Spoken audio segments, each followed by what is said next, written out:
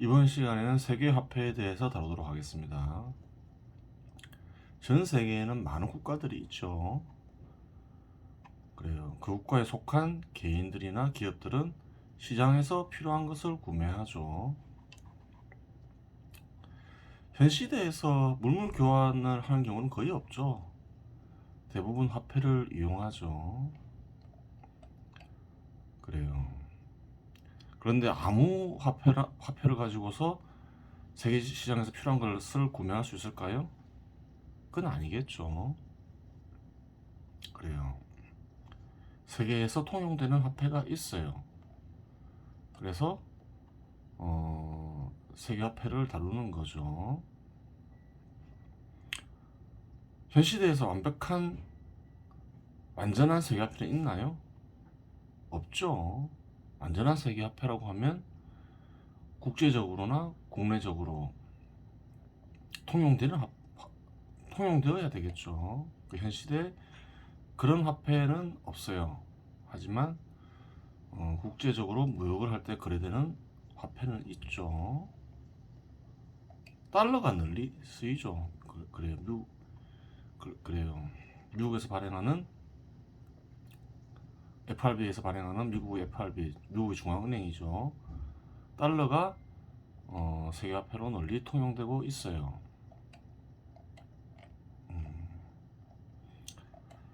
한국도 수입에 크게 의지하면서 살아가고 있죠. 그래요. 볼까요?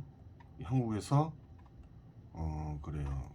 수출하고 수입하는 물품들을 가리키죠. 금액도 나와 있죠.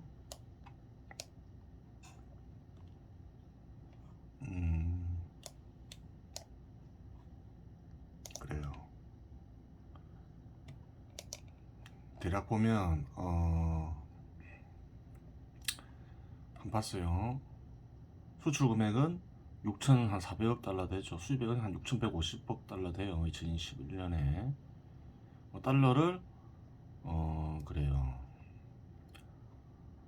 원화로 바꾸면 어떻게 될까요? 전체적으로 보면 한 737조 가까이 수출하고 700조 가까이 수입을 하고 있죠. 수출만 중요하다. 수출이 물론 중요하죠. 수출을 해야지 수입을 할 수 있으니까 저번 시간에 설명했죠. 왜 그래요? 한국 같은 경우는 세계화폐를 발행하는 나라가 아니죠. 그 세계화폐를 얻기 위해서는 뭘 해야 되나요? 수출을 해야 되잖아요. 수출을 해야지 어떻게 되나요? 세계화폐를 얻죠. 세계화폐를 얻어요. 그렇죠. 이게 저번 시간에 설명했던 그림이죠. A, A 국가 수출 기업이 수출을 해서 그래요. 세계화폐를 얻죠. 세계화폐를 얻으면 어떻게 하나요? 국내에서 쓰기 위해서는 환전을 하겠죠. 어디서 환전하나요? 금융기관에서 환전하죠. 보통 그래요. 금융기관에서 세계화폐를 가지고 있겠죠. 그걸 가지고 국내에 필요한 물건을 수입해 오죠. 꼭 물건이 아닐 수도 있는 거죠. 상품에는 물건만 있는 건 아니죠. 그래요. 한국에서 거의 수출에 전적으로 의지하는 상품들을 볼 필요가 있겠죠. 딴 나라들도 마찬가지겠죠. 품목은 달라도. 한국에서 보면 밀 같은 경우에 어떤가요? 수출액은 거의 없죠. 한국에서 거의 생산도 안 되죠. 그래요. 어느 정도 수입하고 있나요? 한 13억 달러 가까이 수입하고 있죠. 그래요. 다 어떻게 지급하고 있을까요? 달러로 지급하겠죠. 한국 금액으로 따지면 한 1조 5천억 가까이 되죠. 그래요. 옥수수는 어떤가요? 밀보다 더 많이 수입하고 있죠. 한 3조 6천억 8백억 가까이 수입하고 있죠. 그래요. 옥수수도 많이 그래요. 옥수수도 거의 생산 안 하죠.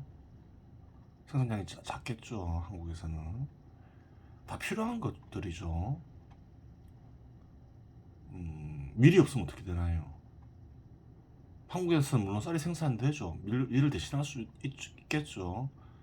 그러면 한국에서는 최근 들어서 쌀이 초가 공급된다고 하지만 밀을 수입하지 않으면 어떻게 될까요? 부족할 수 있겠죠. 한국 사람들은 밀을 많이 먹죠. 그래, 빵도 많이 먹고 뭐 라면도 많이 먹고 밀로 된 음식을 많이 먹어요. 옥수수도 많이 쓰이겠죠. 그래요. 사람들도 많이 먹을 테고 사료로도 쓰일 수 있겠죠. 또 과실 및 경과 신선 또는 건조한 것 이런 것도 많이 수입을 하죠. 그래요. 2주 가까이 수입하죠. 그래요. 어떤 품목이 자세히 나와 있지 않죠. 또 설탕과 당밀, 설탕도 생산 안 되죠. 커피 및 커피 대용품 안 돼요. 동물 사료도 금액이 크죠. 한 3조 5천억 가까이 되죠. 그래요. 우리가 국산이라고 생각하는 고기들 사육되는 가축들도 수입품을 먹고 자란다는 얘기인 거죠. 그래요. 생산을 하기 위해서도 수입이 필요하다는 거예요. 펄프 및 재지, 주로 펄프 및 폐지, 주로 종이를 만드는 데 이용되는 원료죠. 한 2조 가까이 수입하죠. 그래요. 이런 것을 얻기 위해서 어떻게 해야 되나요? 수출을 해서 세계화폐를 얻어야 되겠죠. 철광석 및 정광은 뭔가요? 불순물을 좀 제거한 철광. 그래요, 광석이죠. 그래요, 철을 만드는 데 쓰이겠죠. 한 13조 8천억 되죠. 그래요, 조금 돼요. 원유 및 역청질. 그래요. 광물 원료 어떻게 되나요? 한 76조 가까이 수입하죠. 그래요. 한국에서 전혀 생산 안 되죠. 천연가스 29조 수입하죠. 그래요. 뭐 그렇게 되는 거예요.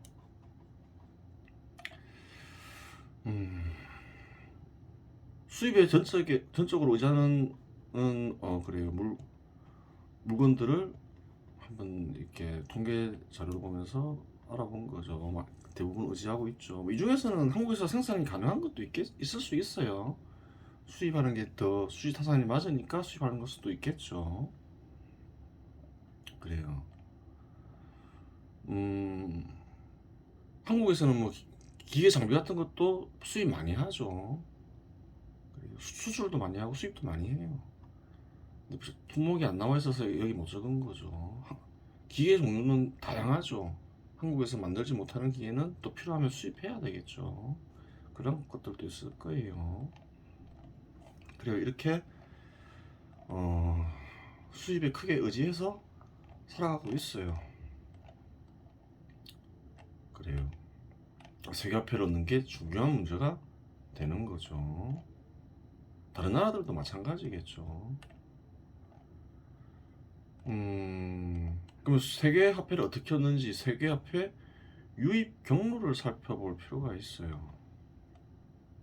통계 자료에 보면 경상수지 자료가 있죠. 그 주석에 보면 나와 있어요. 이것을 보면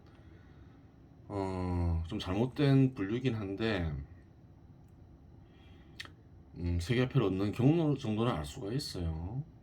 그래요. 국제수지에는 뭐가 있나요? 경상수지가 있고 경상수지가 있죠. 자본수지도 있고 금융계정도 있어요. 내용은 쉬운 건데 굉장히 어렵게 설명을 해놨어요. 분류도 잘못됐고. 수지는 뭔가요? 수입 지출을 따지는 거죠. 그 수입 지출을 따지면 뭘 알 수 있나요? 이익이나 손실을 알 수 있겠죠. 수지는 이익 혹은 손실을 가리켜요. 경상수지는 뭔가요?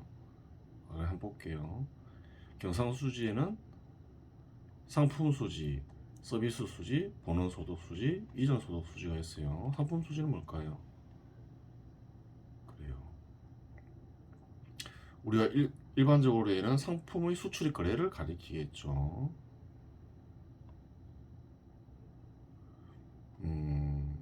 그래요. 뭐 서비스는 뭘까요? 서비스는 상품은 분류되지 않고 있죠. 서비스는 뭐 운송, 여행 뭐 이런 걸 가리키는 거죠. 이게 잘못된 분류인 거예요. 이렇게 사람들이 혼동을 일으키는 거예요. 운송은 뭔가요? 운송 같은 경우는 운송 수단을 이용해서 서비스를 제공할 수 있겠죠. 그럼 상품을 거래한 건가요? 상품을 거래한 게 아닌가요? 상품을 거래한 거죠. 예를 들어서 배를 이용해서 물건을 날라줬다. 무엇을 거래했나요? 배를 이용한 활동을 거래를 한 거죠. 그렇게 되는 거예요. 배를 이용한 활동, 그것이 바로 상품인 거예요. 돈을 받고 하잖아요. 거래를 한 거예요. 만질 수 있고 눈에 보이는 것만 상품이 아니라는 거죠. 서비스 수지 역시 상품 수지예요. 그렇게 되는 거예요.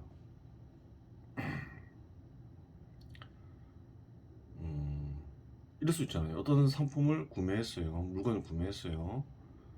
딴 나라에서 그럼 수입을 한 거죠. 배로 그 운송한다 치면 또 배는 또 다른 국가의 기업 것을 이용했어요. 그래요. 그러면 수입업자는 몇 개 국가와 거래를 했나요? 2개 국가와 거래를 한 거죠. 그래요. 운송을 해준 국가도 수출을 한 거죠. 그렇게 되는 거예요.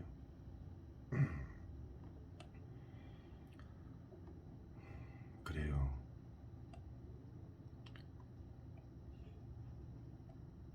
본원소득 수지를 볼 필요 있겠죠.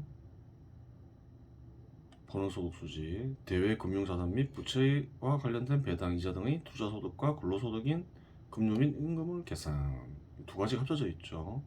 배당, 그래요. 배당 이자는 뭔가요? 예를 들어서 이자는 뭔가요? 상품을 거래한 결과가 아닌가요? 이것도 아니라는 거예요. 예전에 얘기했죠.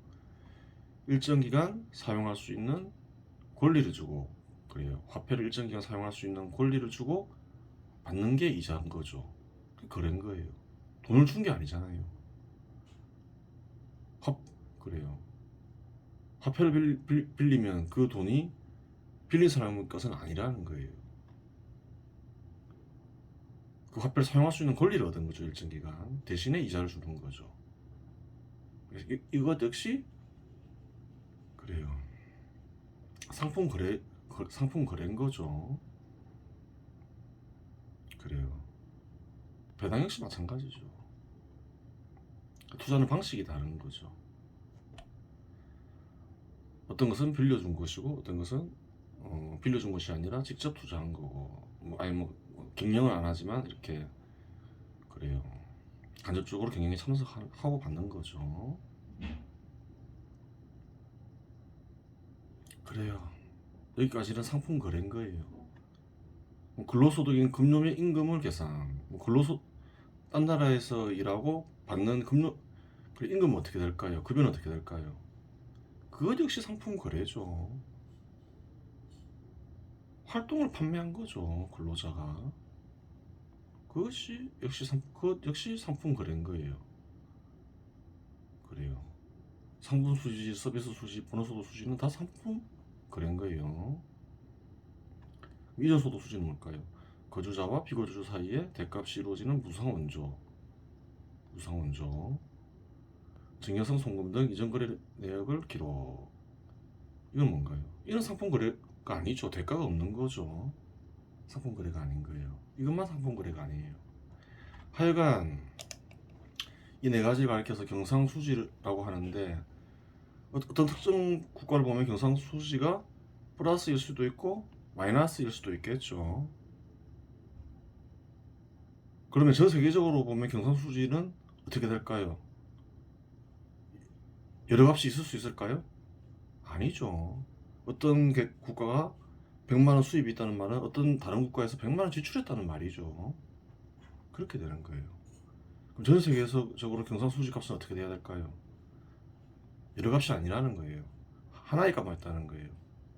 영원이죠, 영원. 영원이에요. 그래요. 뭐 자본수지, 채권자에 의한 채무면제 이런 거는 실제로 뭐 이동된 건 아니죠. 그 다음에 마케팅 자산 취득과 처분 등을 기록하는 비생산 비구금융 자산으로 구분. 이것도 잘못된 분류인 거예요. 그래요. 마케팅 자산을 왜 취득하나요? 상표 같은 거를 돈을 벌기 위해서 취득하는 거죠. 상표 이런 것도 일종의 필요한 것을 얻기 위한 자본인 거죠. 자본을 구매한 거죠. 자본도 상품이 될 수 있는 거죠. 거래한 거예요. 이것 역시 상품 수지인 거예요. 금융 계정 경영 참여를 통해 지속적인 이익을 위한 취할 목적인 직접 투자.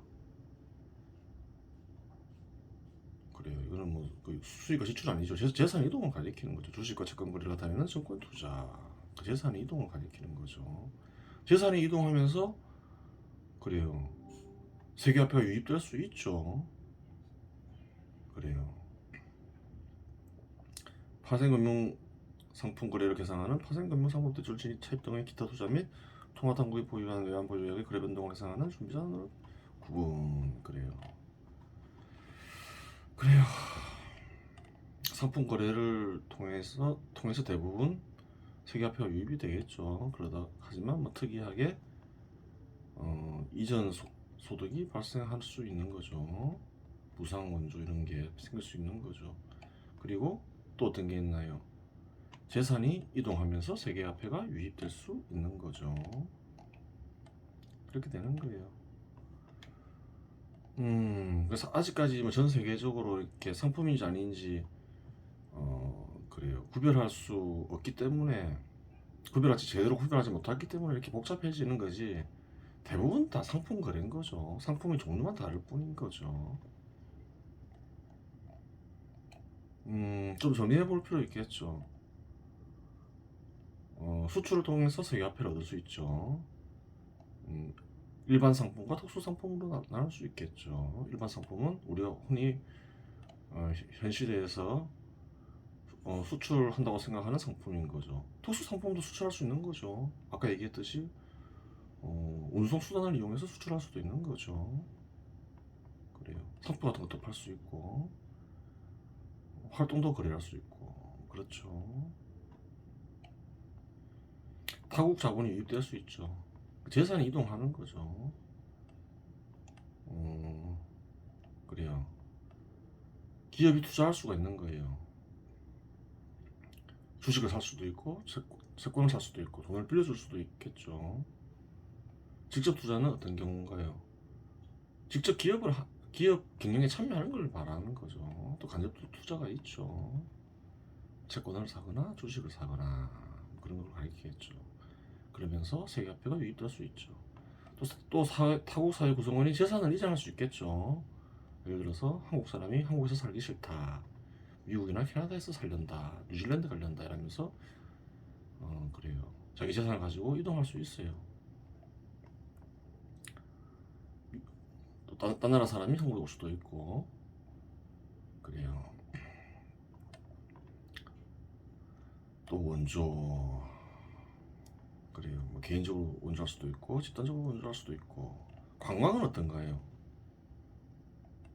관광에 의해서 그래요. 세계화폐가 유입될 수도 있죠. 그래요. 또 그래요. 외국인이 한국에 오면서 환전해서 거래할 수도 있고 한국 상품을 살 수도 있고 또 아니면 뭐 달러를 가지고 한국에서 물건을 구매할 수도 있겠죠. 판매자가 달러를 받아주면 거래할 수 있는 거죠. 별도의 어떤 유익 경로인가요? 그건 아니라는 거죠. 한국에 와서 구매하는 거는 일종의 수출이죠. 상품을 구매하니까 일종의 수출을 볼 수 있는 거죠. 수출인 거죠. 그렇게 되는 거예요. 음, 경상수지를 한번 이렇게 10개국을 한번 봤어요. 한국, 홍콩, 일본, 캐나다, 미국, 프랑스, 독일, 이탈리아, 네덜란드. 그래요. 저번 시간에 이러한 국가들이 수출 수입을 살펴봤기 때문에 한번 살펴보는 거예요. 여기서 보면 대체로 다 증가를 했어요. 한국, 홍콩, 일본, 독일, 네덜란드는 장기적으로 보면 경상수지가 증가를 했어요. 그런데 특이한 나라들이 있죠. 미국, 캐나다, 프랑스, 이탈리아. 이탈리아는 2002년도부터 계속 적자였죠. 2012년도까지 경상수지가 적자였어요. 근데 2013년부터 그래요. 흑자로 돌아섰죠. 장기간 적자였잖아요. 거의 한 10년 가까이 있어요. 10년 이상. 그때 2012년, 13년에도 이탈리아에서 말이 있었죠. 이탈리아도 좀 경제적으로 안 좋다. 그때 그 시점에 그리스 경제 위기가 있었죠. 그때 이탈리아도 얘기가 나왔었어요. 근데 2013년도부터 흑자로 돌아섰음을 알 수가 있는 거죠. 좀 생각해 볼 필요가 있어요. 세계 화폐도 재산인 거죠. 이 재산은 어떻게 생길 수가 있나요? 이 재산의 지분은 어떤가요? 부채로 부채와 순자산으로 구별될 수 있는 거죠. 세계화폐 역시 빌릴 수 있잖아요. 빌린 것도 자산을 형성하잖아요. 그래요. 그리고 장기간 그래요. 이익을 낸 것도 자산을 이루게 되죠. 순자산이 있고 부채가 있을 수 있어요. 부채가 계속 발생하면 어떻게 되나요? 그래요. 순자산이 계속 감소하겠죠. 그래요. 그렇게 되는 거예요. 그리고 세계화폐가 필요하다 보니까 부채가 계속 증가할 수도 있는 거겠죠. 그런 게 있는 거예요. 그러다가 순자산이 바닥나고 부채를 빌릴 수 없으면 어떻게 되나요? 사회적으로 큰 문제가 발생하는 거죠. 이상한 점이 있으니까 해놨겠죠. 미국은 보면 어떤가요? 제일 특이한 나라가 미국인 거죠. 미국은 계속 적자인 거죠. 2001년도부터 2020년까지 흑자인 적이 한 번도 없죠. 근데 왜 이상이 안 생길까요? 미국이 예를 들어서 경상수지가 0원이면 어떻게 될까요? 전 세계는 달러로 거래하잖아요. 미국이 수입해야 다른 나라가 달러를 가지게 되겠죠. 그래요. 근데 미국이 경상수지가 0원이다. 그럼 미국이 수입하기 전까지는 거래를 할 수가 없잖아요. 전 세계 거래가 엉망이 되겠죠. 미국은 기본적으로 적자를 내야 되겠죠. 어느 정도는. 그래야지 달러가 풀리면서 전 세계적으로 거래가 이루어지는 거죠. 경상수지가 0원이면 거래가 이루어질 수 없는 거죠. 미국이 수입하기 전까지. 그렇게 되는 거예요.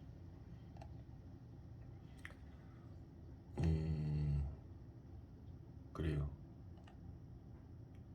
크죠. 최근에 보면 2019년도, 2020년도 보면 6천억, 6천, 백만, 천만, 억, 10억, 100억, 천억, 6천억 불 가까이 적자를 냈죠. 그래요. 그래요. 600조 가까이, 700조 가까이 적자를 내는 거예요. 그래야 화폐가 풀리는데 적자를 냈다 해서 다 풀리는 게 아니에요. 왜 그런가요? 달러를 얻은 나라의 일부는 또 미국의 국채를 살 수도 있겠죠. 그냥 들고 있어봤자 이자 안 나오잖아요. 또 미국에 또 회수되는 달러가 있는 거예요. 그런 게 있겠죠. 당연히 이자 받아야 되니까. 근데 좀 이상한 게 뭔가요? 프랑스가 좀 이상하죠. 2007년도 부터 보면 계속 적자인 거죠. 거의 몇 년째인가요? 거의 한 13년 가까이 되죠. 캐나다도 한 계속 적자인 거죠. 규모가 작지가 않죠. 그래요. 이상하죠. 그래요. 프랑스도 좀 문제가 생길 수가 있어요.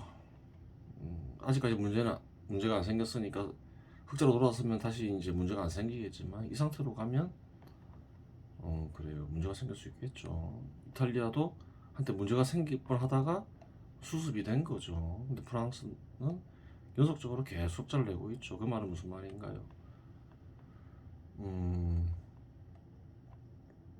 순자산이 계속 감소하거나 부채가 증가하고 있으면 가리키는 거죠. 그래요. 좀 프랑스가 좀 이상해요. 프랑스 보니까 2008년도에 그래요.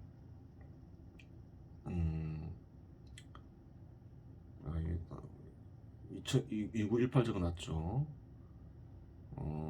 2918만 불을 가리키겠죠. 3천만 불 가까이 되죠. 3천억 불 가까이 되죠. 3천억 불. 그래요.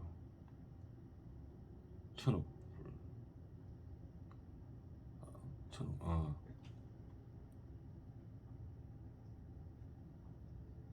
3조억 불이죠. 3조억 불 가까이 되죠. 3조억 불인데, 2010, 그 다음에 보면 2조 7천억 불로 감소하죠. 그리고 2011년도에 다시 2조 8천억 불 정도로 회복하는데 또 감소하죠. 그리고 2019년도에 보면 2조 7천억 불 가까이 되죠. 여전히 2008년도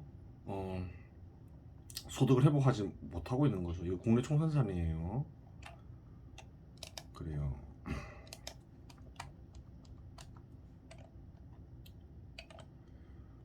한국은 어떤가요? 2001년도에 보면 5,400억 불 가까이 되죠. 2008년도에 1조억 불 가까이 되죠. 근데 2018년도에 1조 7천억 불까지 증가하잖아요. 근데 프랑스는 2008년도가 피크였잖아요. 근데 이 기간 동안 달러 가치도 많이 하락했을 거 아니에요. 프랑스는 굉장히 어렵다는 거죠. 아직까지 2008년도 수준을 회복하지 못했다는 거죠. 한국은 그래요. 2008년도에 1조억 불에서 2009년도에 좀 감소했다가 2010년도에 회복이 됐죠. 그리고 계속 증가하죠. 2015년도 조금 감소했지만 1조 7천억 불까지 증가했죠. 2019년, 2020년에는 감소했죠. 2019년에 감소한 게 좀 문제가 있는 거죠. 이때는 아무 일이 없었는데 2020년부터는 코로나 문제가 심각했잖아요. 그렇게 되는 거예요. 캐나다는 보면 캐나다도 역시 부채가 적자가 계속 발생하는데 그래요. 캐나다는 프랑스보다 좀 낫죠. 2008년도에 1조 5천억 불 가까이 되는데 어쨌든 간에 2019년도 보면 1조 7천억 불까지 증가를 하죠. 근데 캐나다도 보면 그게 좋지는 않아요. 2013년도에 1조 8천억까지 1조 8,400억 불까지 갔었죠. 그래요. 2013년도 국내 총생산을 회복하지 못하고 있는 거죠. 그래요. 2008년도하고 비교해도 뭐 크게 증가하지 않았죠. 화폐 가치 하락을 생각하면 캐나다 역시 어떤가요? 실제로는 국내 총생산이 전혀 증가하지 않았을 가능성이 크겠죠. 증가했더라도 미미하게 증가했겠죠. 그렇게 되는 거예요. 그래요. 좀 이상해서 알아봤어요. 프랑스가 어떤가요? 가난해지고 있음을 알 수가 있는 거죠. 계속 가난해지고 있죠. 고점이 낮아지고 저점도 낮아지고 있는 거죠. 프랑스가 별로 안 좋아요. 좀 이상해요. 그래요. 이번 시간 여기서 마치겠습니다.